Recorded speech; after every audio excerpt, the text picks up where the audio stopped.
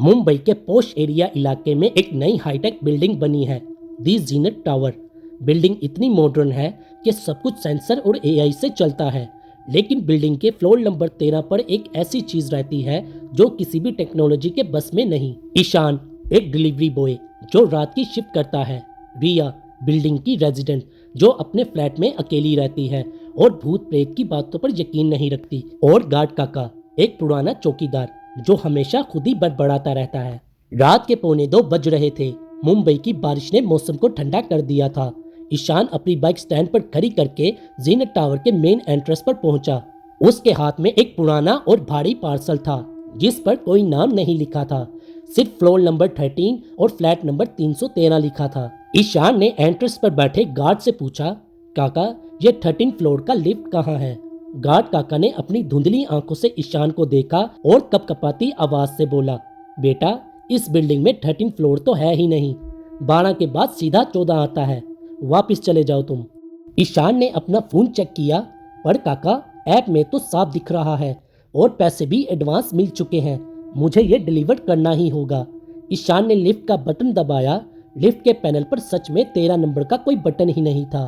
तभी अचानक पैनल की लाइट्स ब्लिंक करने लगी और एक नया बटन चमकने लगा जिस पर 13 लिखा हुआ था, लेकिन उसका रंग खून जैसा लाल था। लिफ्ट खुली। ईशान अंदर गया। जोया, जो 92 फ्लोर की रेजिडेंट थी, वो भी वहां खड़ी थी। उसने हेडफोन लगाए हुए थे। उसने अपना एक हेडफोन उतारा और हैरत से पूछा, आप 13वें फ्लोर पर जा रहे हैं? ईशान ने मुस्कुरा कर कहा, जी, डिलीवरी है, शायद कोई नया सेशन खुला है। रिया ने अजीब नजरों से ईशान को देखा। मैं पिछले 3 साल से यहाँ रह रही हूँ, लेकिन 13वें फ्लोर का बटन मैंने पहली बार देखा है। क्या ये कोई मजाक है? तभी लिफ्ट रुकी और स्क्रीन पर लिखा आया, फ्लोर नंबर 13। दरवाजा खुला तो सामने अंधेरा था।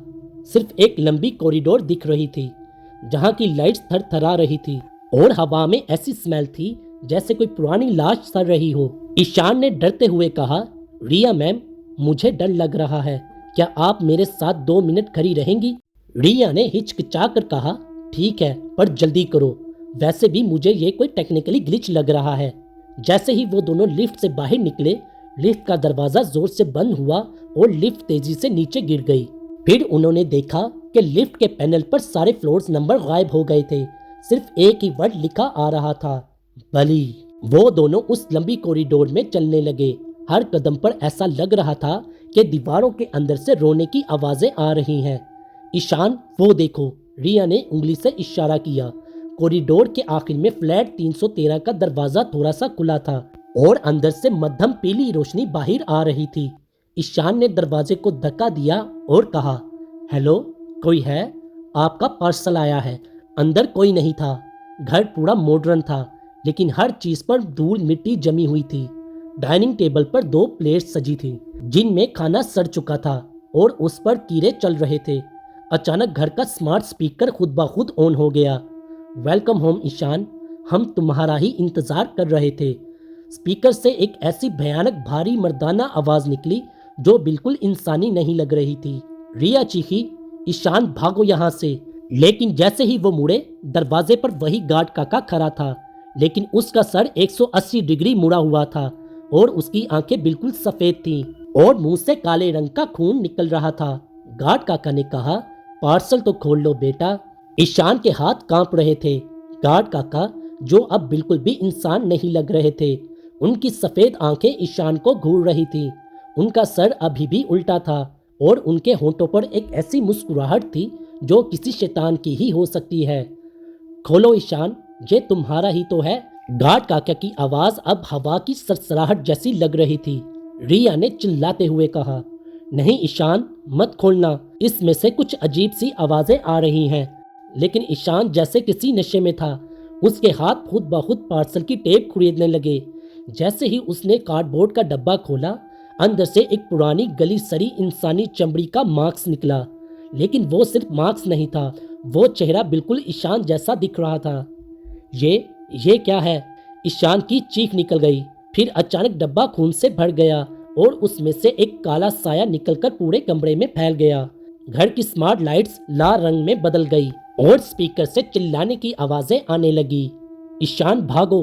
रिया ने उसका हाथ पकड़ा और बालकनी की तरफ खींचा, लेकिन जैसे ही वो बालकनी के पास पहुंचे, रिया अचानक रुक गई और उसके चेहरे पर अब कोई एक्सप्रेशन नहीं था।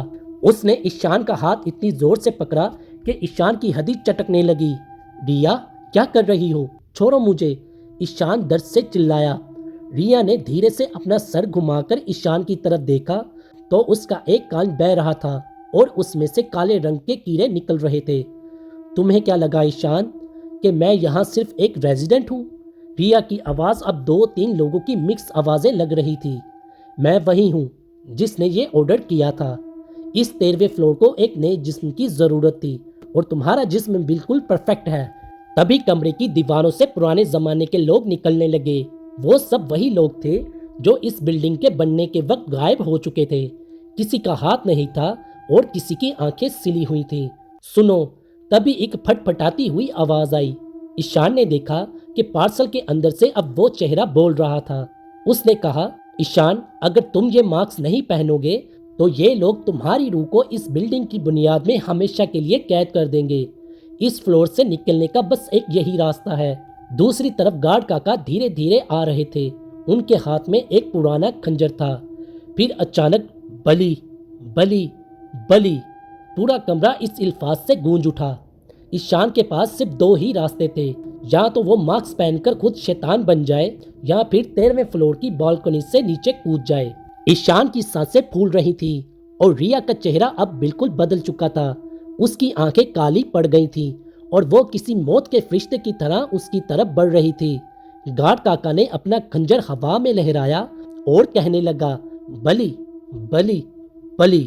पूरा कॉरिडोर इस आवाज से कांप रहा था। ईशान के पास कोई रास्ता नहीं बचा। उसने बालकनी की रेलिंग पर हाथ रखा और नीचे देखा। मुंबई की सड़कों पर गाड़ियां छोटी छोटी लाइट्स की तरह दिख रही थी, लेकिन अजीब बात यह थी कि कोई शोर नहीं था, बिल्कुल खामोशी थी। अलविदा रिया, ईशान चिल्लाया और उसने 13वें फ्लोर से नीचे छलांग लगा दी। हवा उसके कानों में सीटियां बजा रही थी। उसने अपनी आंखें बंद कर लीं और मौत का इंतजार करने लगा। 10, 20, 30 सेकंड गुजर गए लेकिन जमीन नहीं आई। डम! ईशान का जिस्म किसी सख्त चीज से टकराया। उसने दर्द से चिल्लाते हुए आंखें खोली तो उसका सर घूम रहा था। वो किसी सड़क पर नहीं बल्कि उसी लिफ्ट के अंदर था जिसको उसने 10 मिनट पहले छोड़ा था। लिफ्ट का दरवाजा खुला था। बाहर वही पुराना माहौल था और वही पीली लाइट्स थी।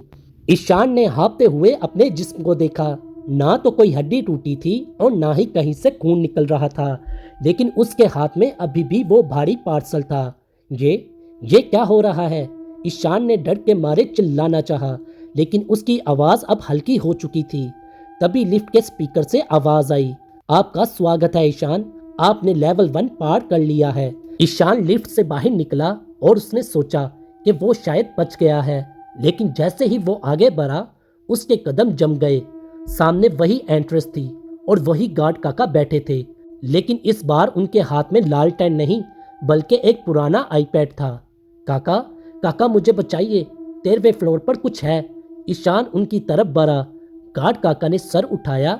उनका सर इस बार सीधा था, लेकिन उनके चेहरे पर कोई नाक, कान या आंखें नहीं थी, बिल्कुल फ्लैट चमड़ी थी। बेटा, 13वें फ्लोर का पार्सल डिलीवर नहीं हुआ। गार्ड काका की आवाज़ उनके दिमाग के अंदर से आ रही थी। ईशान पीछे हटने लगा।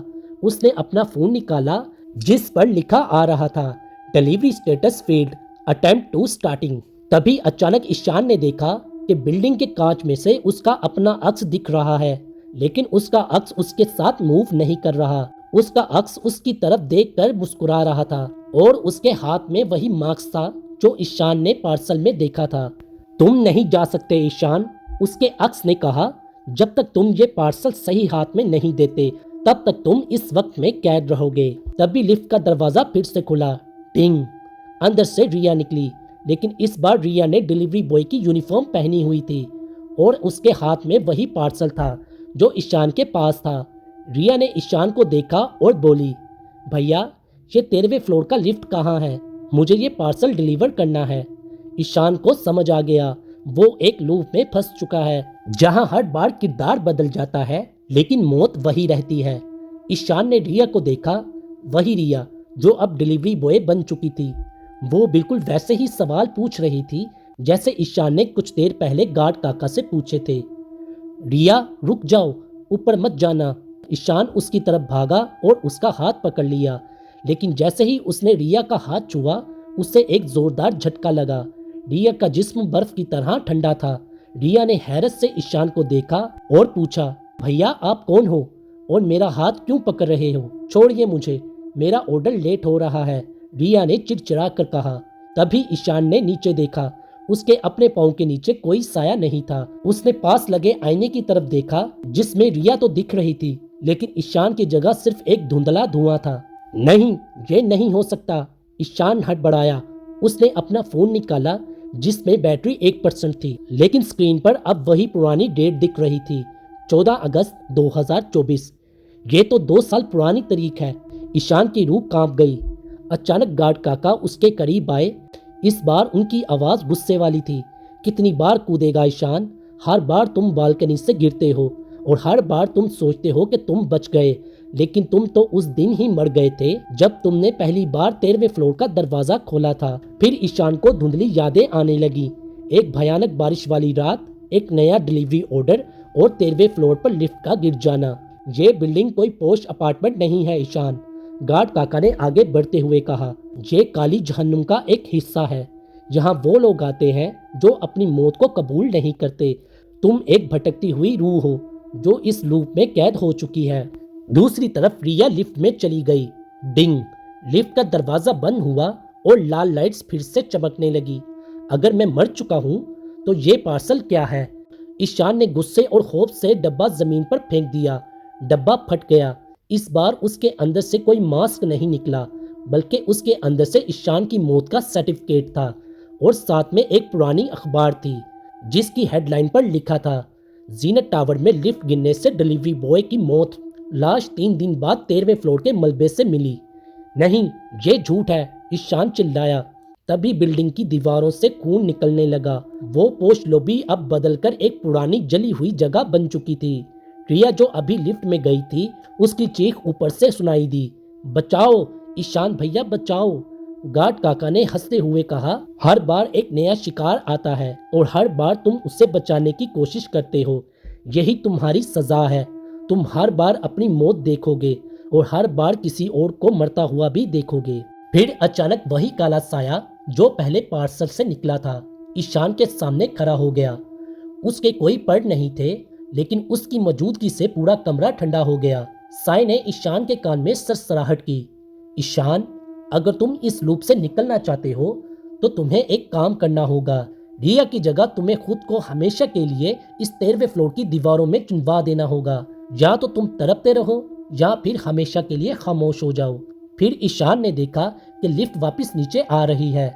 इस बार लिफ्ट के अंदर से रिया नहीं, बल्कि ईशान की अपनी सड़ी हुई लाश निकलने वाली थी। ईशान की सांसें अटक गईं। उसने गार्ड काका की तरफ देखा, फिर उस लिफ्ट की तरफ जहां से रिया की चीखने की आवाजें आ रही थी। उसने हिम्मत जुटाई और लिफ्ट की तरफ भागा। रिया, मैं आ रहा हूँ। जैसे ही उसने लिफ्ट का दरवाजा जोर से खोला, अंदर का मंजर देखकर उसके पांव तले जमीन निकल गई। लिफ्ट खाली थी, लेकिन वहां एक बड़ा सा आईना लगा था। उस आईने में रिया खड़ी थी, लेकिन उसका लिबास डिलीवरी बॉय वाला नहीं था, बल्कि उसने इस दफा लाल रंग का एक पुराना जोड़ा पहना हुआ था और उसके सर पर एक सदियों पुराना ताज था। उसके चेहरे पर अब वो मासूमियत नहीं थी, बल्कि एक शैतानी सुकून था। पहचान लिया ईशान? रिया की आवाज अब पूरी बिल्डिंग में गूंज रही थी। मैं कोई शिकार नहीं हूँ, मैं इस जीनत टावर की मालकिन हूँ और तुम जैसे भटकते हुए लोगों का शिकार करना मेरा सदियों पुराना शौक है। गार्ड काका, जो अब तक रोने लग रहे थे, अचानक घुटनों के बल बैठ गए। माफ करना मालकिन, मैं इसे रोक नहीं पाया। ईशान पीछे हटने लगा, लेकिन दीवारों से लंबे लंबे काले हाथ निकलकर उसके पांव को जकड़ने लगे। तुम्हें क्या लगा ईशान? क्या तुम किसी लूप में फंस गए हो? रिया आईने से बाहर निकलने लगी, जैसे कोई पानी से निकल रहा हो। मैंने तुमको ये सब इसलिए दिखाया ताकि तुम्हारे अंदर का डर इतना बढ़ जाए कि तुम्हारी रूह पक जाए, क्योंकि डर से भरी हुई रूह ज्यादा मजा देती है। ईशान ने देखा कि जो मौत का सर्टिफिकेट उसने जमीन पर फेंका था, उस पर अब ईशान का नाम नहीं था, लेकिन इस बार उस पर कुछ और ही लिखा था, शैतान का अगला खाना। अब तुम कभी नहीं मरोगे ईशान। रिया ने उसके कान के पास आकर सरसराहट की। उसके मुंह से निकलने वाली ठंडी भाप ने ईशान का चेहरा सुन कर दिया था। तुम अब मेरे इस महल की दीवारों में एक चीख बनकर रह जाओगे और हर नया डिलीवरी बॉय तुम्हारी ये चीख सुनेगा और डरता रहेगा। रिया ने अब अपना हाथ ईशान के सीने पर रखा। ईशान ने महसूस किया कि उसका जिस्म धीरे धीरे पत्थर बनता जा रहा है। उसने चिल्लाने की कोशिश की, लेकिन उसकी आवाज उसके गले में ही फंस गई। बिल्डिंग की सारी लाइट्स आहिस्ता आहिस्ता फटने लगी। फिर अगली सुबह जीनत टावर के सामने एक नए डिलीवरी बॉय की बाइक रुकी। उसने अपना मोबाइल चेक किया।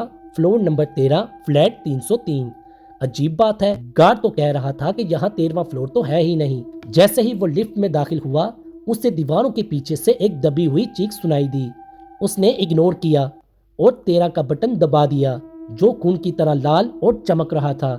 ईशान अब वहां नहीं था, लेकिन उसकी डर से फटी हुई आंखें अब भी उस पार्सल के डब्बे पर बनी हुई तस्वीर में कैद थी। ये कहानी यहीं पे खत्म, या शायद एक नई मौत की शुरुआत है, ये कोई नहीं जानता। उम्मीद है आपको ये मॉडर्न इंडियन हॉरर स्टोरी पसंद आई हो। आपको ये कहानी कैसी लगी हमें कमेंट में ज़रूर बताइएगा। चैनल पर नए हैं तो सब्सक्राइब करें और बेल आइकन दबाएं ताकि हर ड्रामनी अपडेट आप तक पहुंचे। वीडियो को लाइक और शेयर करना मत भूलिएगा।